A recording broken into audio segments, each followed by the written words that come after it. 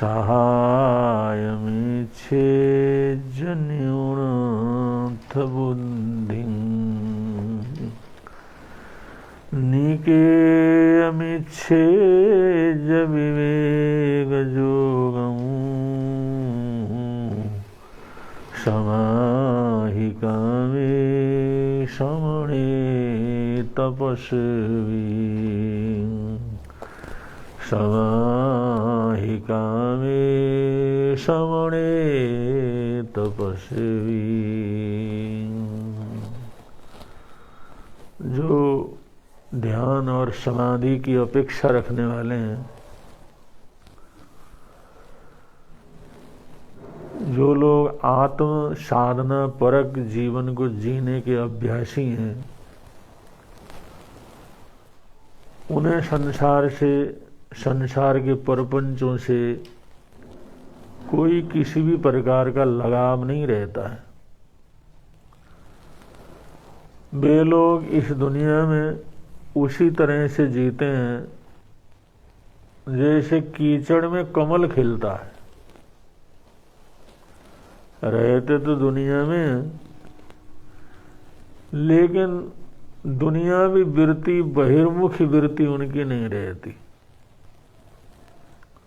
वे लोग एकांत में, अपनी समाधि में, अपनी साधना में, अपने ध्यान में ही मस्त रहते हैं।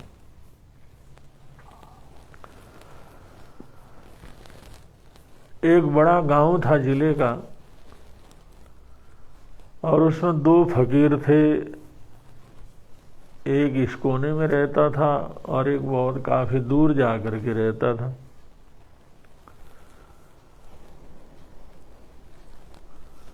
तो नजदीक वाला जो फकीर था वो भी बहुत एकांत साधना में, मौन में, आराधना में ही रहता था ज्यादातर।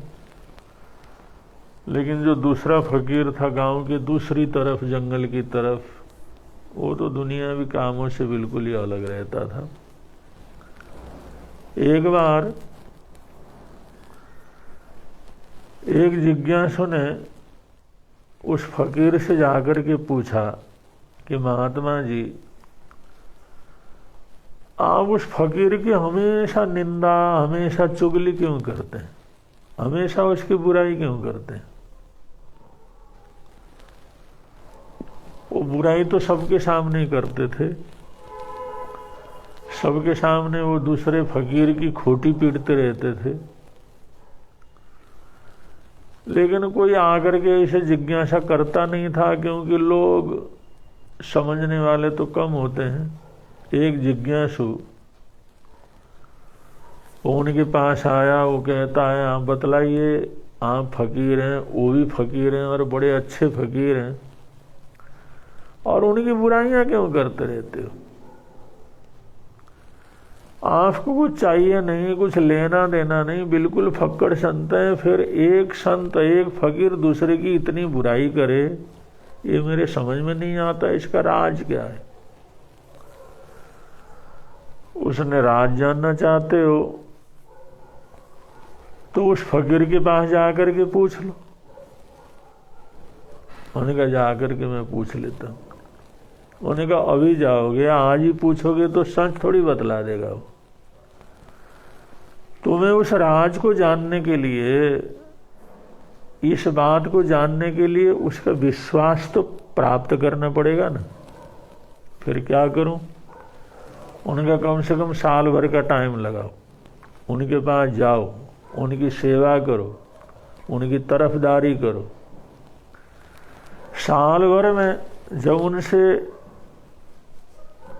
तुम्हारे से वो प्रभावित होंगे, तुम्हारे ऊपर विश्वास जतेगा, तुम्हारे ऊपर एक भरोसा जमेगा कि ये मेरा शिष्य है, मेरा भक्त है, तभी तो राज की बात बतलाएंगे वो। तो ये भी जिज्ञासु था, और जिज्ञासु लोग जिज्ञा के समाधान के लिए बड़े प्रयत्नशील रहते हैं। वो जाता रहा, साल भर बीत गए, सेवा की, उनका भरोसा भी प्राप्त किया, उनका प्रेम भी प्राप्त किया, आशीर्वाद भी प्राप्त किया। और एक दिन उसने कहा, गुरुदेव एक बात आप बतलाएंगे? उन्होंने कहा बोलो। उन्होंने कहा वो जो फकीर है इस गांव के दूसरी तरफ रहता है, वो फकीर हमेशा आपकी बुराई क्यों करता है, आपकी खोटी क्यों पड़ता है? ऐसी कोई भी चीज आप में नहीं है और वो तो उल्टी सीधी बात कुछ भी आपके लिए बोलते रहते हैं। इसका राज क्या है?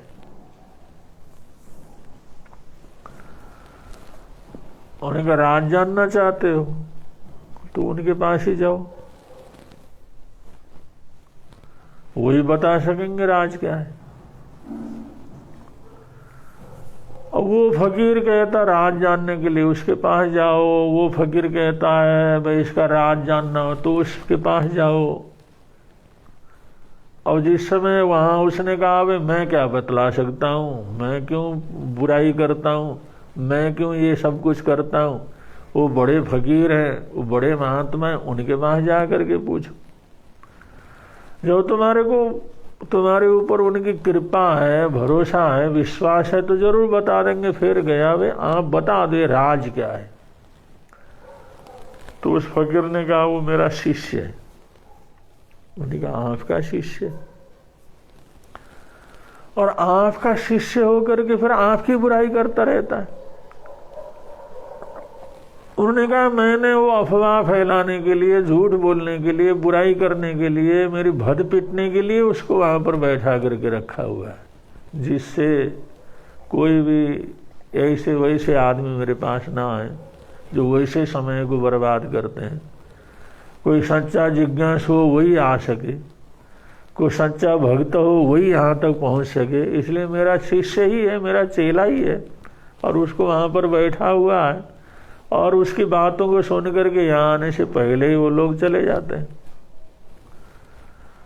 बड़ी अजीब बात है। जिन लोगों को मान की जरूरत नहीं, सम्मान की जरूरत नहीं, दुनिया की दौलत की जरूरत नहीं, दुनिया की वैभव की जरूरत नहीं, वो ये भी नहीं चाहते कोई हमारे पास भीड़ आए, नमस्कार करे, आदर करे, सत्कार करे। वो तो अपने चेले से बुराई करवा रहे थे जिससे कोई लोग उनके पास नहीं पहुंचे। ये समाधि का बल होता है। समाधि में अगर आनंद आने लगा, समाधि में खुशी मिलने लगी तो इंसान की ऐसी प्रवृत्ति हो जाती है, वो सारे संबंधों से, सारी चीज़ों से अपने आप को अलग रखने लगते हैं। दो महात्मा किसी जंगल के अंदर रहते थे, सन्यासी थे। उनके पास इस समय बात इधर उधर हो गई, बड़े बड़े लोग आने लगे तो उन्होंने सोचा भी इसका क्या इलाज करें। अब जब उनको पता लगता कोई बड़ा आदमी है, कोई राजा है, कोई रजवाड़े का आदमी है, कोई पंचायत का बड़ा है, कोई पंचायत सरपंच है, कोई सेठ साहूकार है, जैसे ही कोई पता लग जाता था कोई ऐसा आदमी आ रहा है तो उनके आने से पहले दोनों एक रोटी को लेकर के लड़ना शुरू कर देते। छोटी छोटी बात के ऊपर लड़ना शुरू कर देते थे। तो ऐसा झगड़ा शुरू कर देते थे, गाली गलौज शुरू कर देते थे। जब उनकी लड़ाई झगड़े को देखते तो आने वाले सोचते खुद ही ये छोटी छोटी बातों के ऊपर लड़ रहे हैं, हमारा क्या समाधान करेंगे। वो वहीं से वापस चले जाते। उनको बड़ी खुशी होती, चलो मुसीबत यहीं से टल गई। कोई समय खराब करने वाला आना था, चलो समय का बचाव हो गया, अपनी साधना करने का मौका मिल गया, अपनी साधना का चांस मिल गया। ऐसा सोच, ऐसा दृष्टिकोण, ऐसा भाव और ऐसी त्याग वृत्ति उन संयमशील आत्माओं के अंदर आ जाती है जो लोग किसी भी प्रकार की अपेक्षा जीवन के अंदर नहीं रखते। तो ये भी जीवन की एक बहुत बड़ी उपलब्धि है, इस प्रकार का सोच, इस प्रकार का चिंतन मन के अंदर पैदा होना और इस प्रकार एकांतवास की आराधना करना। ये भी भगवान महावीर स्वामी ने तपस्या के अंतर्गत कहा है, प्रतिशलता तप कहा है। और ऐसा तप करने वाला भी परम शांति को प्राप्त कर सकता है। बोलिए भगवान महावीर स्वामी की जय।